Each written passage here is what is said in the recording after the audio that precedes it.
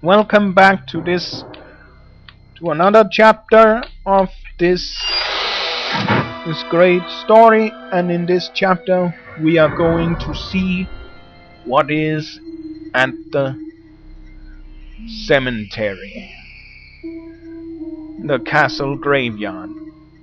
We are saving it just in case. As you step further into the cemetery, you can feel your life force slowly being sucked away by the disembodied spirits. The ethereal spirits drain the life force right out of your body. Oops. You tuck with the spirits and find only the graves.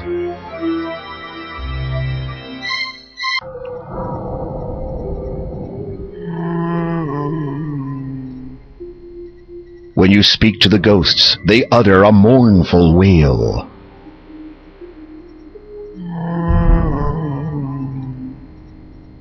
When you speak to the ghosts, they utter a mournful wail. Perhaps this can make them relax. As you hold up the bracelet, the ghosts seem to relax slightly. You wonder if it is now safe to approach them and enter the cemetery. I hope so.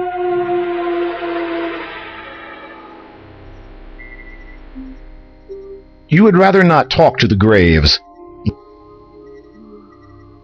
Lord Herbert and Lady Lillian, 1646 to 1668, loving parents of Anastasia, beloved son and daughter-in-law of Count Caldor and Countess Lavidia, our enemies, be warned, their untimely deaths shall be avenged.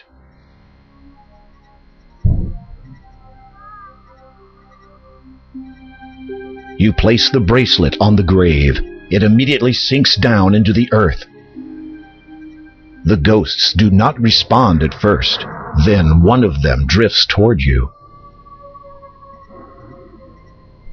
It nods, almost sadly. The ghost seems to want to say something, but appears unable. Its face, though transparent and hazy, is lined with grief and torment. Its facial features waver into focus. The ghost is female. We understand that our daughter will never be joining us now. No longer do we need wait for her. Now we journey to the realm of the dead, where its Lord waits to judge us. Farewell. You bow your head and cross your heart out of respect.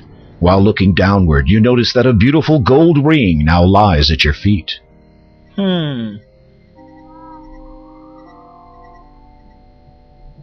You lift the gold ring from the ground and carefully place it in your pocket.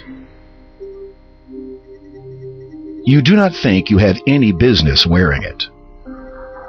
Looks like something that could be used on... It is a gold wedding band. Yeah, just as I figured. Well, let's see. Kitty, 1500 to 1510. Sudden did the illness come upon sweet Kitty, no longer young. There is nothing more that can be done. Her lives are up. She's had her fun. Well, I think it is best we save in case we try to dig the wrong grave.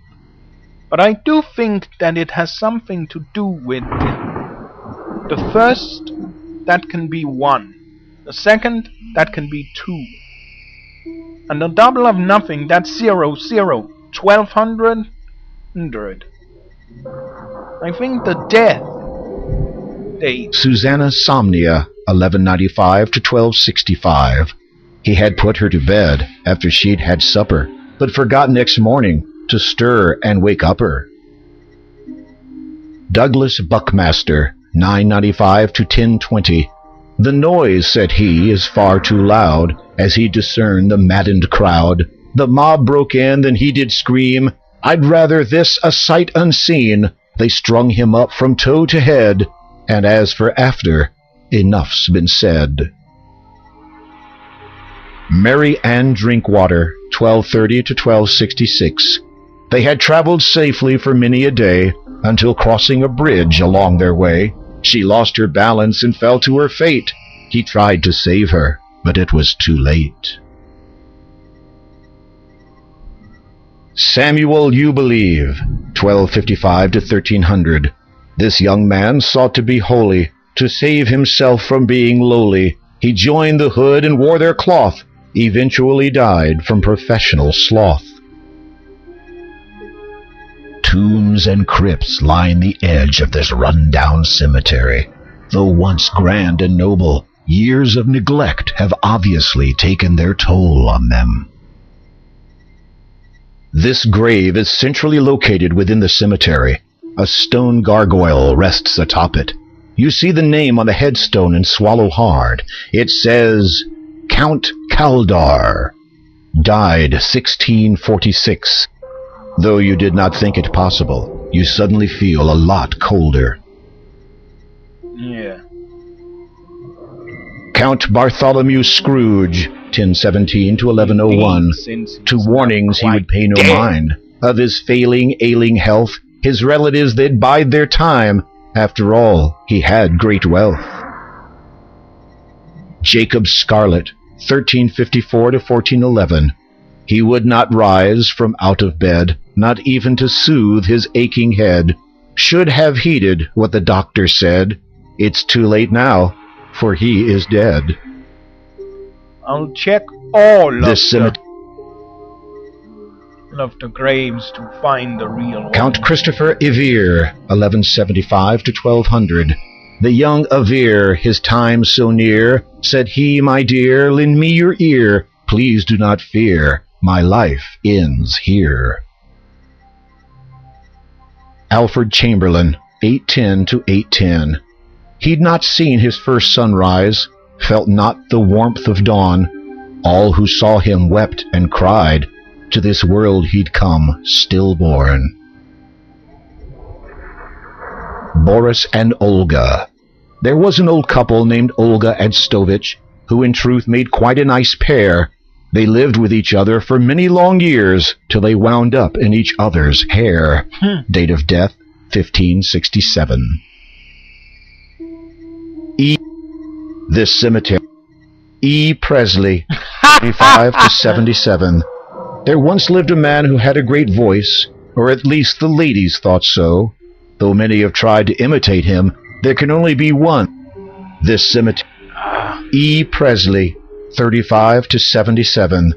There once lived a man who had a great voice, or at least the ladies thought so. Though many have tried to imitate him, there can only be one that we know.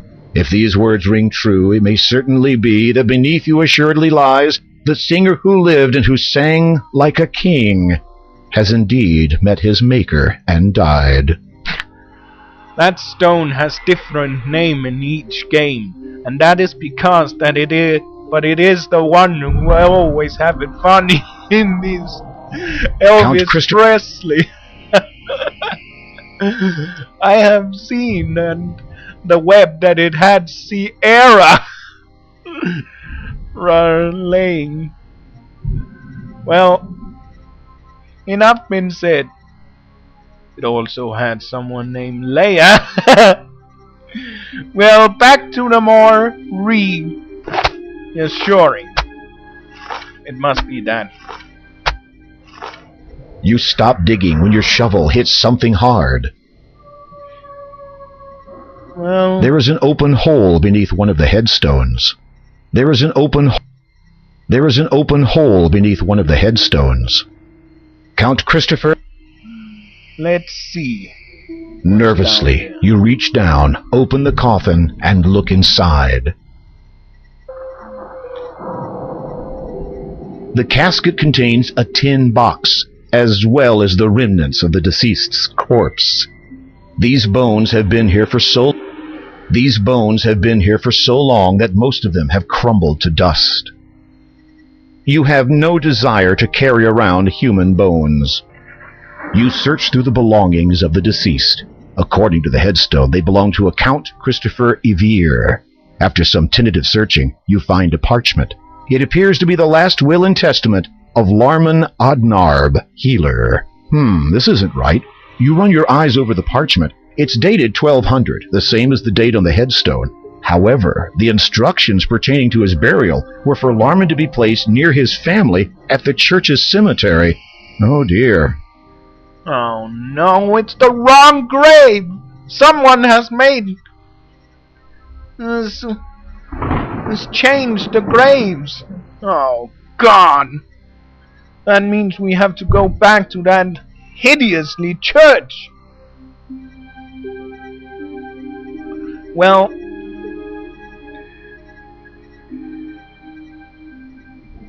we must... I got the feeling that it is best we return to that church. It is better than just waiting here. But we will find out more about going back to the church in the next chapter. Bye bye.